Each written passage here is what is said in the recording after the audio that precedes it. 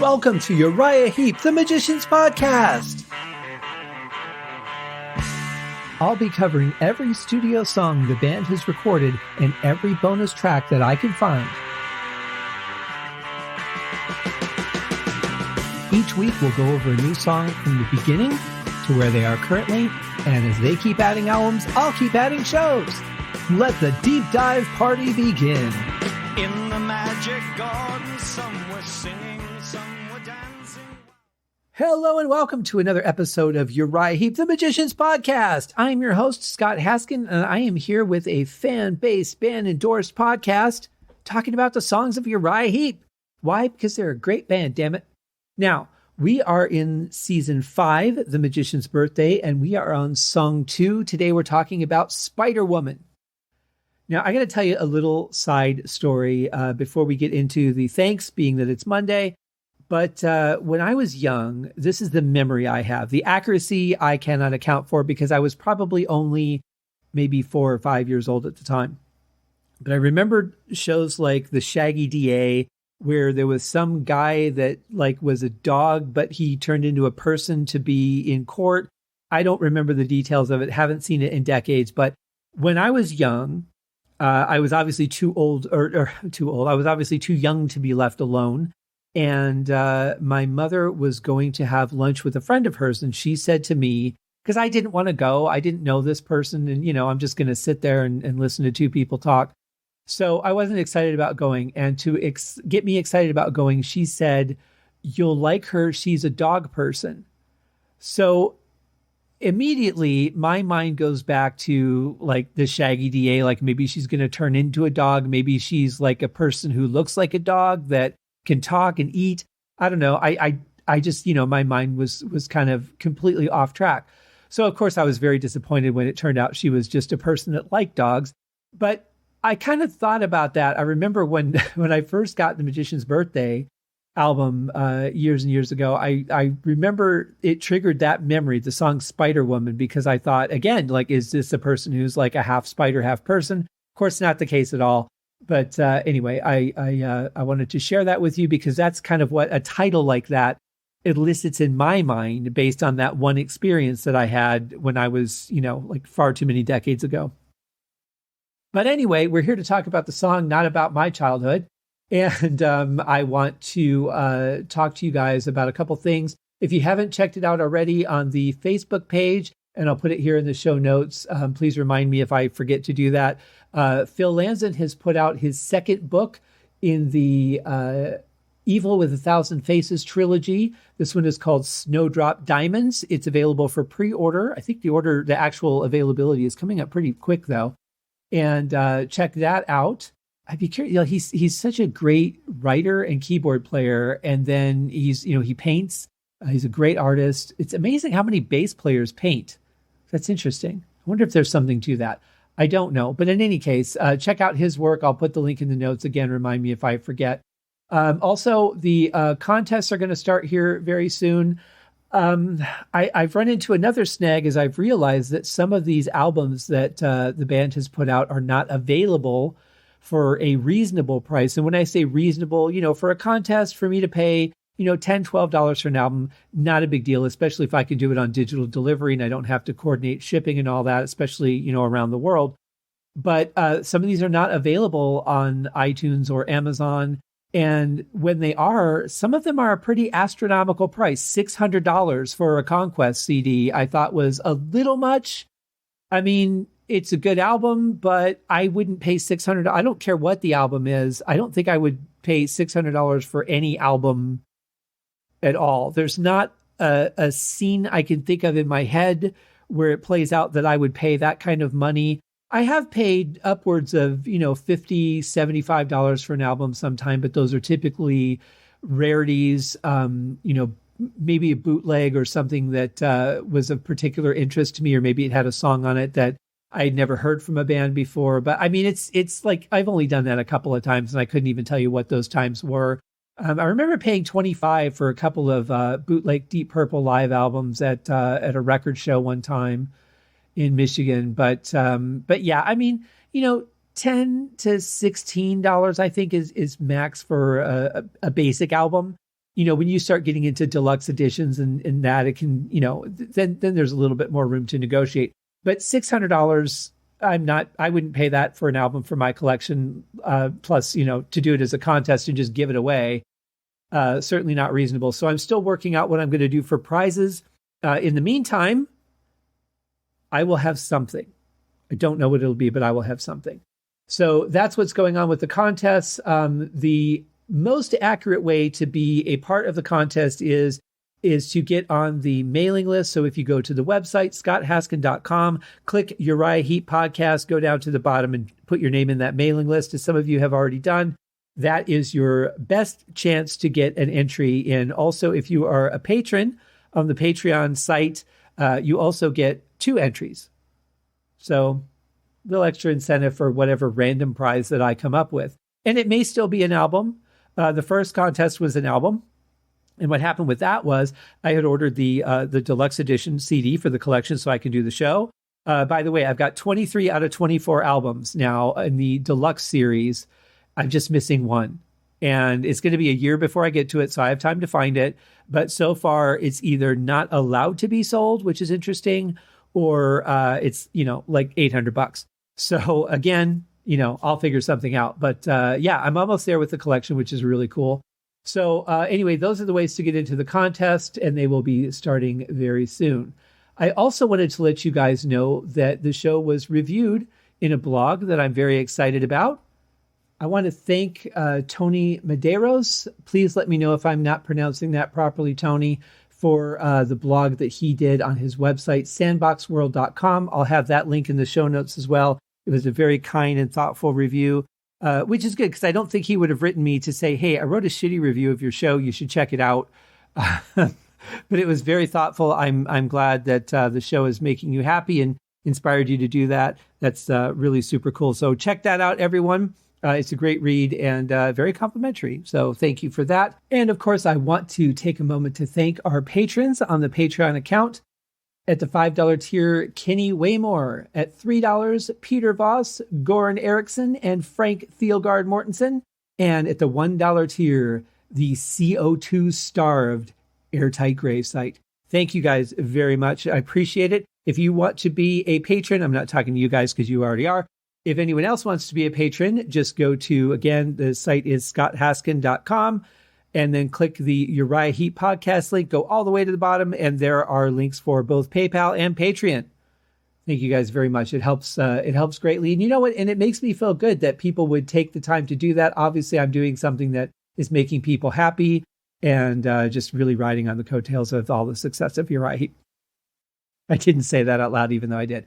So also, my graphic artist for the logo was Scott Lazinski. Did a fantastic job, and to this day, still getting compliments on it, and it looks fantastic on a coffee mug.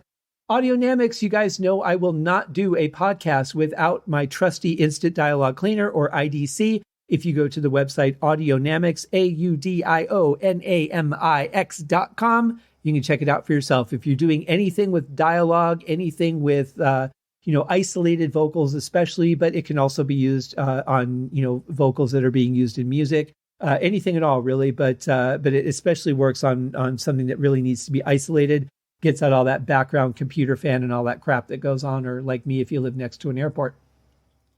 Also, I want to thank everyone who has shared and liked and done reviews and comments and all that. It makes me very happy, and it helps spread the word to other people who the show might bring some joy to. So thank you very much for taking the time to do that. I really feel blessed to be a part of this group. The Deep Dive Podcast Network is just such a supportive and friendly group of fellow music podcasters. We've got, at the Deep Purple Podcast, we've got Nate and John. At Skinnerd Reconsidered, we've got The Simple Man.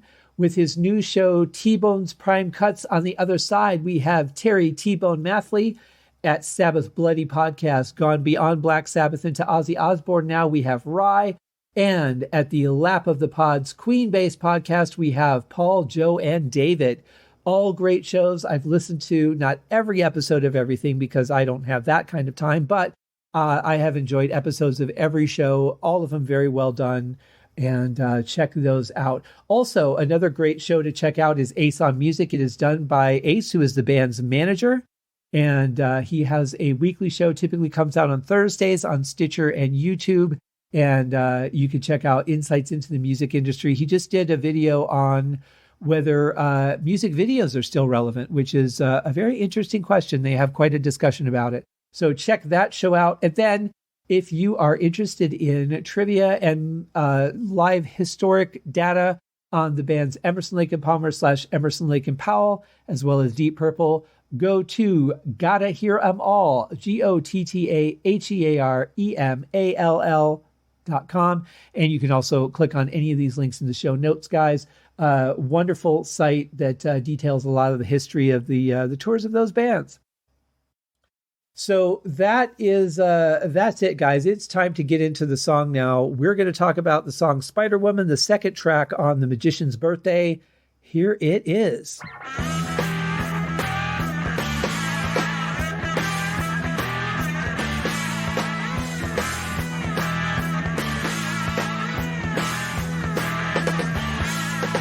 I love that there's guitar squeaks in there. I love that they didn't clean that out. Nowadays, you don't hear that kind of stuff as much. They take a lot of the humanity out of it in order to clarify what's being played. But I like this. It shows that it's being played by live players. It just has a good feeling, a little good kick to the song, and obviously a nice solid intro. You've got everybody playing. Gary Thain throughout the song is playing some interesting stuff. So, move your ears over to what he's doing here and there. But really, everybody's playing good stuff. It's a good riff. I like what the guitars are doing here. And it's off to a good upper mid-tempo start. But you know what is interesting about this song? And you'll notice it coming up. We'll see if you pick it out. I had a spider woman and she was so good. She chained me in her web so tight. I lost the freedom of release that night, so I stayed right by.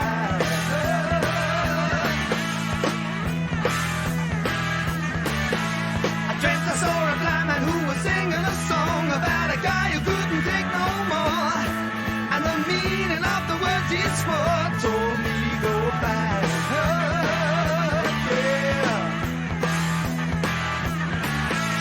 Did you pick it out? It's a shuffle. What kind of Uriah Heep album would you have if you didn't have a shuffle on it? And so this is our shuffle for this album, just going through the songs in my head. I don't think there's another one. I will be so sad if I'm wrong, but I don't think there is. Great way to move the song forward, though. It's a good beat behind the vocals.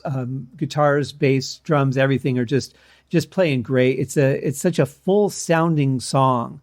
There's no space, no air for anything to feel lacking. It's just got a nice richness to it, and a really good groove so far.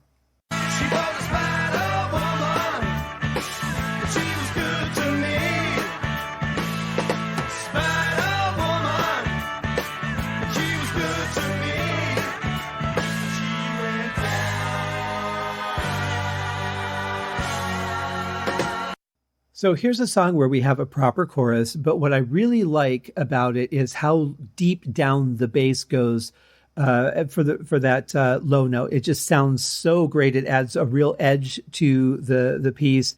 The guitars are a little bit in the more higher mid-range, which is a good contrast for the bass, and is just a really nice blend.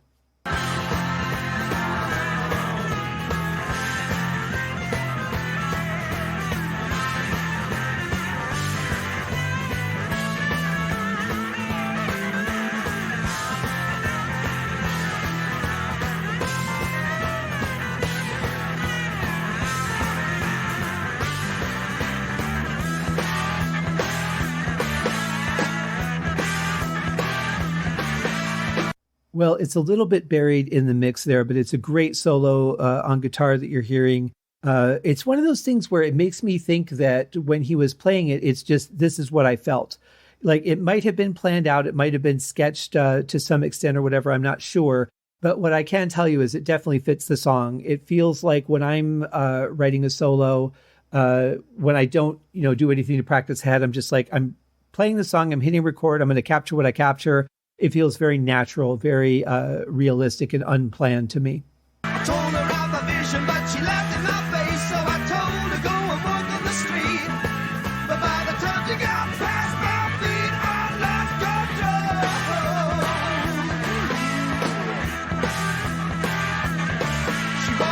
These are the kind of vocals that I really love. It's not a matter of just singing the lyrics or, portraying the story. You kind of get the feeling that he's reliving it in his head while he's singing it. Like he's seeing the visions, he's smelling the smells, all that stuff.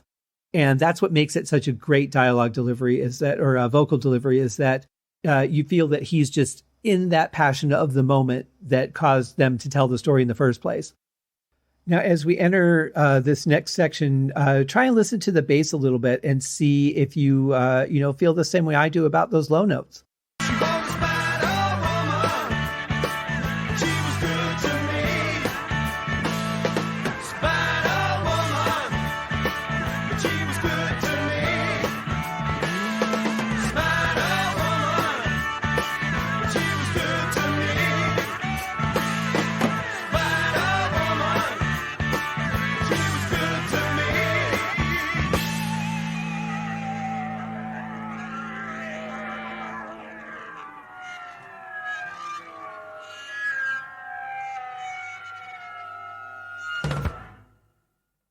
What a fantastic ending. I mean, what more could you ask for in a rock and roll ending? You've got panning, you've got flange, you've got feedback, you've got screech, you've got whammy bar, you've got it all.